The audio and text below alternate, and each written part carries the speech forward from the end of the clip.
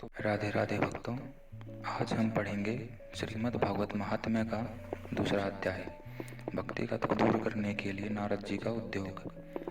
नारद जी ने कहा, बाले तुम व्यर्थ ही अपने को क्यों खेद में डाल रही हो? अरे तुम इतनी चिंतातुर क्यों हो? भगवान श्री कृष्ण के चरण कमलों का चिंतन करो, उनकी कृपा से तुम्हारा सारा दुख दूर हो जाएगा। जिन्होंने कौरवों के अत्याचार से द्रौपदी की रक्षा की थी और गोप सुंदरियों को स्नात किया था, वे श्री कृष्ण कहीं चले थोड़ी ही गए हैं। फिर तुम तो भक्ति हो और सदा उन्हें प्राणों से भी प्यारी हो।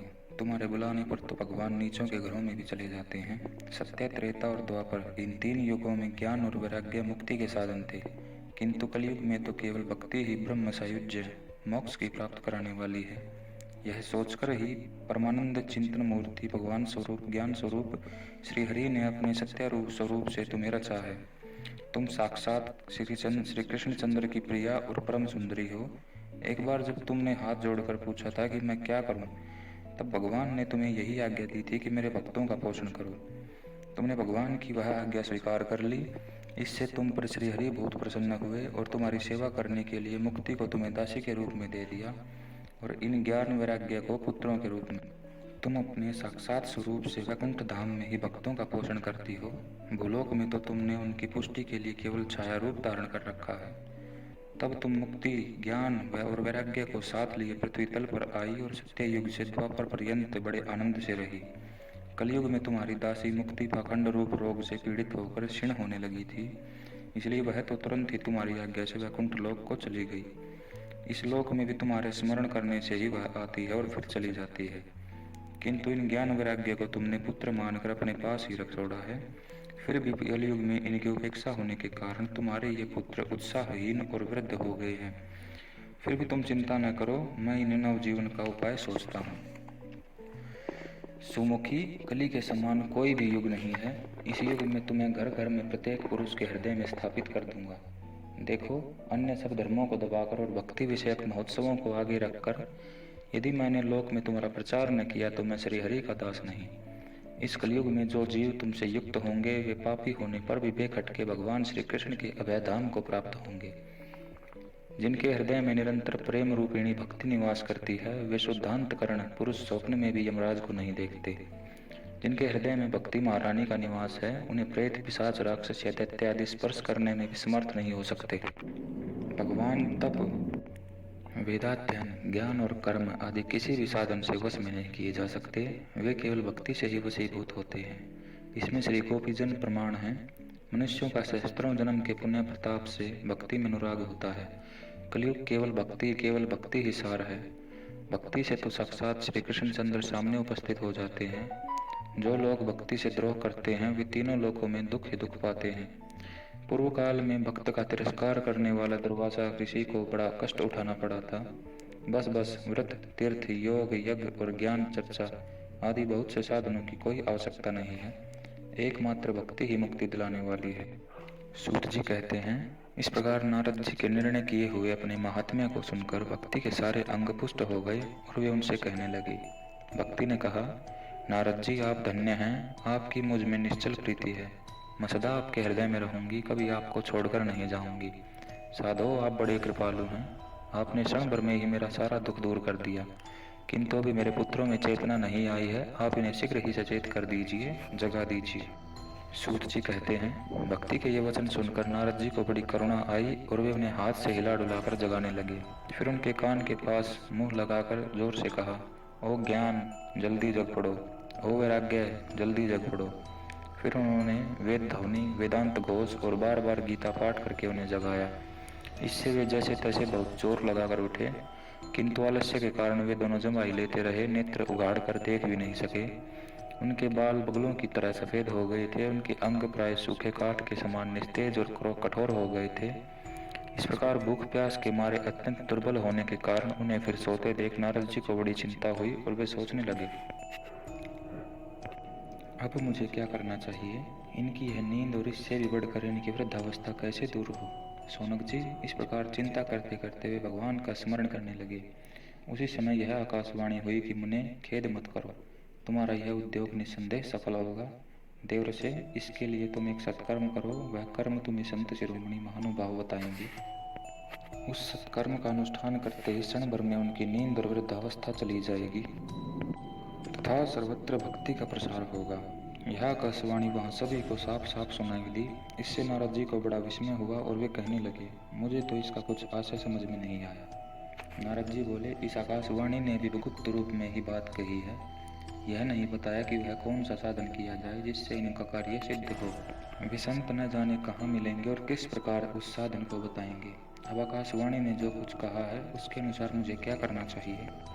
सूत जी कहते हैं, सोनक जी तब ज्ञान वैराग्य दोनों को वहीं छोड़कर नारद मुनि वहां से चल पड़े और प्रत्येक तीर्थ में जा जाकर मार्ग में मिलने वाले मुनीश्वरों से वह साधन पूछने लगे। उनकी उस बात को सुनते तो सब थे, किंतु उसके विषय में कोई कुछ भी निश्चित उत्तर नहीं देता।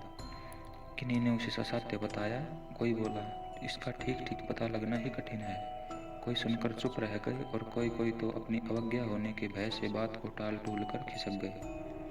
त्रिलोकी में महान आश्चर्यजनक हाहाकार मच गया। लोग आपस में कानाफूसी करने लगे।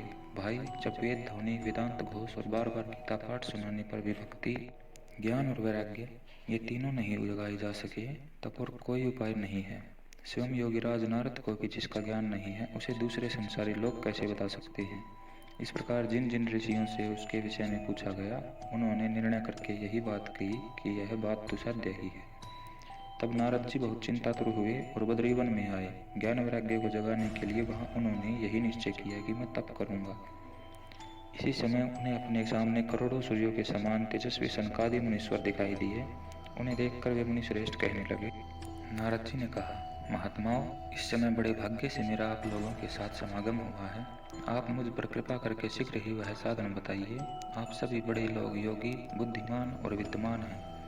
आप देखने में 5-5 वर्ष के बालक से जान पड़ते हैं, किंतु हैं पूर्वजों के भी पूर्वज।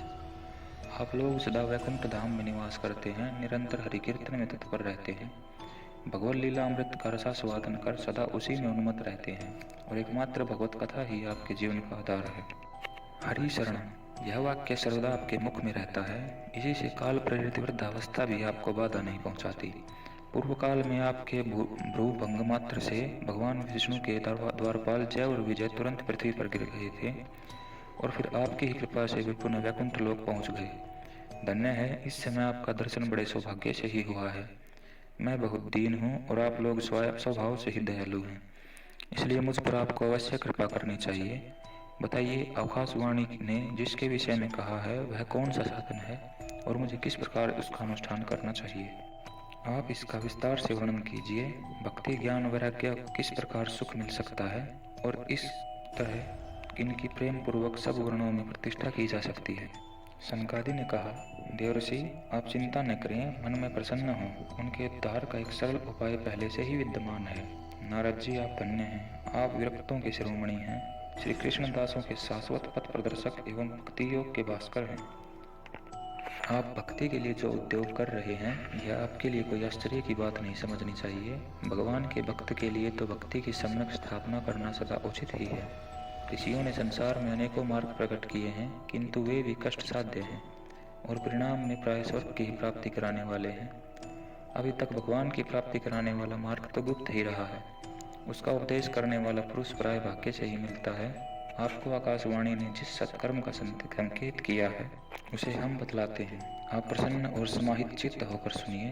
नारद जी, द्रव्य यज्ञ, तपो यज्ञ, योग यज्ञ, स्वाध्याय रूप ज्ञान यज्ञ, ये सब तो स्वर्ग आदि की प्राप्ति कराने वाले कर्म की ओर संकेत करते हैं। पंडितों ने ज्ञान यज्ञ को ही सत्कर्म का सूचक माना है। वह श्री मद्भागवत का पारायण है जिसका ज्ञान सुखादि महानुभावों ने किया है, जिसके शब्द सुनने से ही भक्ति, ज्ञान और वैराग्य को बड़ा बल मिलेगा। इससे ज्ञान वैराग्य का कष्ट मिट जाएगा और भक्ति को आनंद मिलेगा। सिंह की गर्जना सुनकर जैसे भेड़िए भाग जाते हैं, उसी प्रकार श्रीमद् भागवत की ध्वनि से कलयुग के सारे दोष नष्ट हो जाएंगे। तब प्रेम रस प्रवाहित करने वाली भक्ति, ज्ञान और वैराग्य को साथ लेकर प्रत्येक घर और व्यक्ति हृदय में क्रीड़ा करेगी। नारद जी ने कहा, मैंने वेद, वेदांत की ध्वनि और गीता पाठ करके उन्हें बहुत जगाया, किंतु फिर भी भक्ति, ज्ञान और वैराग्य ये तीनों नहीं जगे। ऐसी स्थिति में श्रीमद् भागवत सुनाने से वे कैसे जागेंगे, क्योंकि उस कथा के प्रत्येक श्लोक और प्रत्येक पद में भी वेदों का ही तो सारांश है।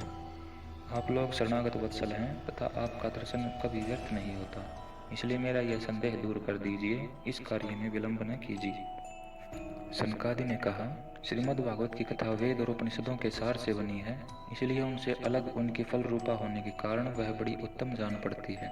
जिस प्रकार रस वृक्ष की जड़ से लेकर शाखा पर पर्यंत रहता है, किंतु इस स्थिति में उसका आस्वादन नहीं किया जा सकता, वही जब अलग होकर फल के रूप में आ जाता है तब संसार में सभी को प्रिय लगने लगता है। दूध में घी रहता ही है, किंतु उस समय उसका स्वाद अलग नहीं मिलता, वही जब उससे अलग हो जाता है तब देवताओं के लिए भी स्वादवर्धक हो जाता है।